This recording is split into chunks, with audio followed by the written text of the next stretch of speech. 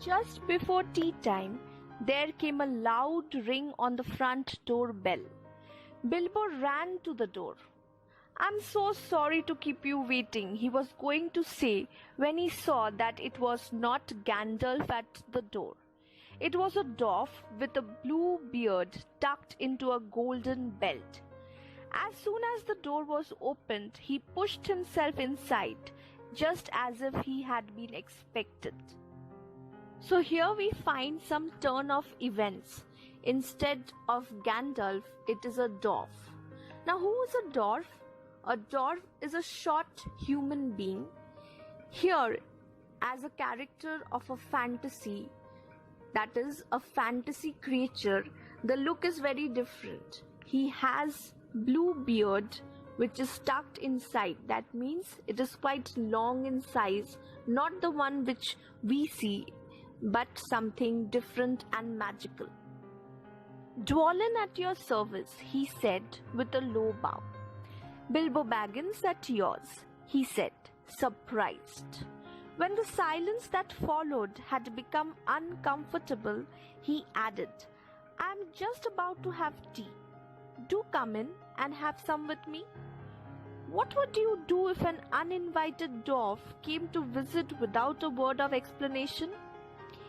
They had not been at the table long when there came an even louder ring at the bell. So we find that both Bilbo and the dwarf was very courteous towards each other, and it is only out of courtesy that Bilbo, even surprised, or rather I would say shocked, asked the dwarf to come in for a cup of tea. But before they could reach the table for the cup of tea, there was a louder sound of the bell, and Bilbo runs to check who it was. Here we can see a contrast in the characteristics of the dwarf. We can see he is very courteous at his approach, but you can also check that when he opens the door, that is Bilbo opens the door, he pushed himself inside as if being expected and as if it was his own house. So there is also a bit of indecency in the approach. But just to keep the situation normal, Bilbo invites him for the cup of tea. Though Bilbo was quite confused about what he should do in this situation, he chose a more decent way to behave and invited the dwarf at his home for a cup of tea. "Excuse me," said the hobbit. "It's Gandalf for certain this time," he thought, and he puffed along the passage. But it was not. It was two more dwarves, both with blue hoods and yellow beards.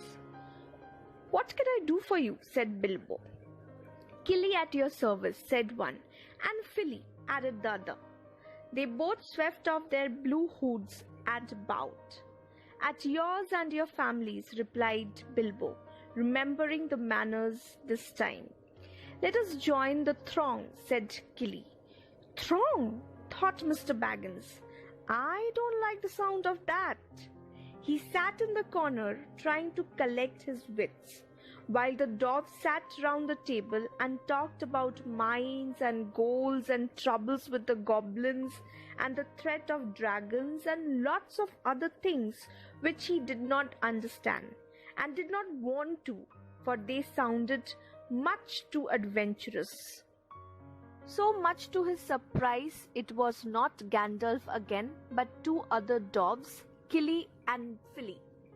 Now they introduce themselves, and again, out of courtesy, Bilbo introduces himself and says, "At your and your family's service." But the idea of Killy wanting to join the throng, which is kind of like a large crowd, was too scary for Bilbo.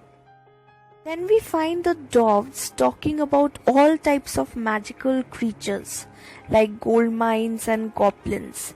It was too adventurous for Bilbo to handle. We will be stopping here in this module, and in the next module we will see whether the party is a real surprise one or it turns out to be a shocking one. I will request all of you to please follow the worksheet number 4 related to this module and solve it before worksheet number 5. Keep following all the modules given in the school website. Until then, stay home, stay safe, and have a great day ahead.